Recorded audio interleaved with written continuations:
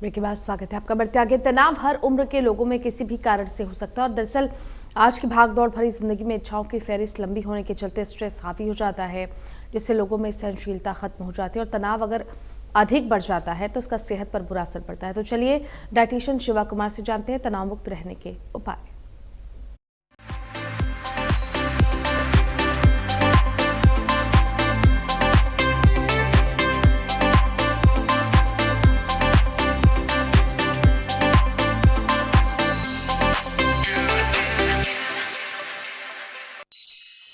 Hello, नमस्ते, सत श्री अकाल। कैसे हैं आप सब? उम्मीद करता हूँ सब सेफ होंगे, सुरक्षित होंगे। मैं हूँ dietitian Shiva.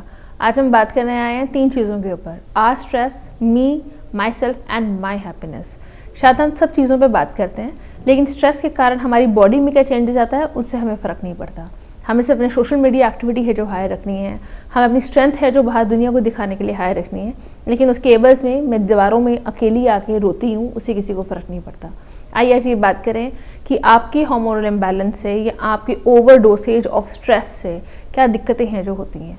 Over dosage of stress in sense, कई लोग हैं जो सिलेक्टिवली स्ट्रेस और ज़्यादा लेते हैं with the word over thinking, क्योंकि लगता है शायद ऐसा हो जाएगा, फिर ऐसा हो जाएगा।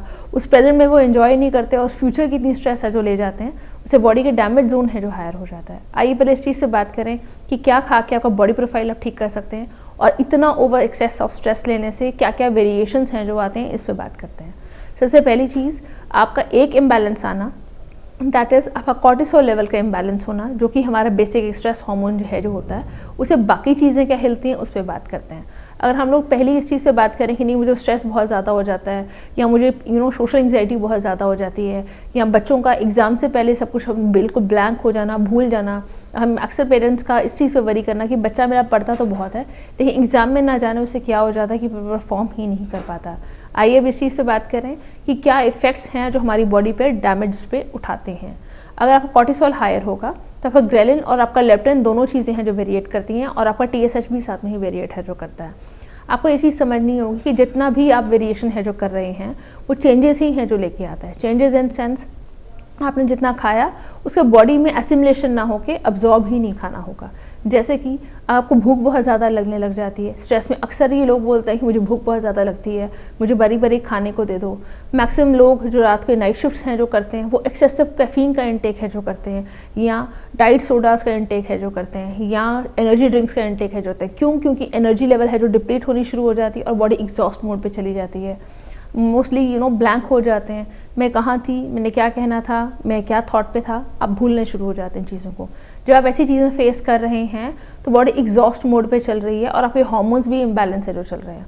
अगर आपके हार्मोनल इम्बैलेंस आ रहा है तो आइए इस पर बात करें क्या क्या खाना चाहिए। आपको जो भी खाना खा रहे हैं कोशिश करें, क्योंकि अभी सीजनल चेंज है, तो ग्रीन लीफी वेजिटेबल्स का सेवन है जो हायर करना है। अब हमें पालक पसंद नहीं है, हमें साग पसंद नहीं है, हर एक मूड स्विंग्स बहुत हाई हैं, तो मुझे तो रिफाइंड खाना खाना है, मुझे ग्लूटेन फ्री खाना है जो खाना है, क्योंकि मुझे वेट लॉस है जो करना है। जब आपका इतना मूड स्विंग्स हायर आ रहा है तो वेट लॉस हो नहीं सकता। क्यों? क्योंकि आपका ग्रेलिन है जो वेरिएशन पे है, प्लस आपकी बॉडी काम ही नहीं कर रही। आपको जो ब्रेन सेल्स को एक्टिवेशन आनी चाहिए कि प्लीज़ आप खाना और मत खाइए, वो हम कर ही नहीं पा रहे होते हैं और बॉडी का वेरिएशन चेंज होना शुरू हो जाता है। तो जब भी खाना खाएं, अगर बच्चे खाना खा रहे हैं तो उसमें पालक के पत्ते धनिया की जगह है जो यूज़ किए जा सकते हैं। आप अगर दूध का सेवन करते हैं तो दूध की जगह दही का सेवन है जो ज़्यादा किया जा सकता है, ताकि गट बैक्टीरिया भी स्ट्रॉन्ग हो और जो आप खा रहे हैं वो एटलीस्ट आप हजम कर पाएँ। अगर आपको ऐसा लगता है कि नहीं मैं तो दही का सेवन ठंड में कौन खाएगा, तो दोपहर का एक आइडल टाइम है कर्ड खाने का। इट्स नॉट लाइक कि रात को खाएं, हर चीज़ का खाने का प्रॉपर टाइम है जो होता है, लेकिन हम लोग अपने अकॉर्डिंग है जो चेंज करते हैं। मेरे पास टाइम नहीं है, मुझे जब मिलेगा मैं तब खाऊंगा या खा सकता हूँ, मेरे पास इसके अलावा नहीं है। आपके पास अगर खाने का ही टाइम नहीं है तो आपको क्या लग रहा है जो आप अचीव कर रहे हैं उसको क्या खालीपन में नहीं आएगा? क्यों? क्योंकि सोशल एंग्जाइटी फिर बढ़नी शुरू हो जाती है। Everything works hand in hand. अगर आपका बच्चा बहुत अच्छा परफॉर्मर है, बहुत अच्छा किताबों में पढ़ता है, लेकिन ब्लैंक हो जाता है पेपर में जाके, अगर आप खुद बहुत अच्छे परफॉर्मर हैं, सब कुछ अच्छा कर रहे हैं, लेकिन सोशली बहुत ज़्यादा आप डिप्रेस हो जाते हैं, एंग्जाइटी बहुत ज़्यादा फील करते हैं, एकदम से पसीने आने लग जाते हैं, पैल्पिटेशन होनी शुरू हो जाती है। This is very normal, this is very common. लेकिन कई लोग इसी को बहुत मुद्दा बना लेते हैं, कई इसको बिल्कुल नॉर्मल है जो लेने लग जाते हैं। तो इन चीज़ों का ध्यान रखें। पम्पकिन सीड का सेवन ज़्यादा करें, क्योंकि सर्दियों में फ़िश ऑयल, ये सब चीज़ें हैं जो मिलती हैं और हम इनका सेवन आप पचा पाते हैं।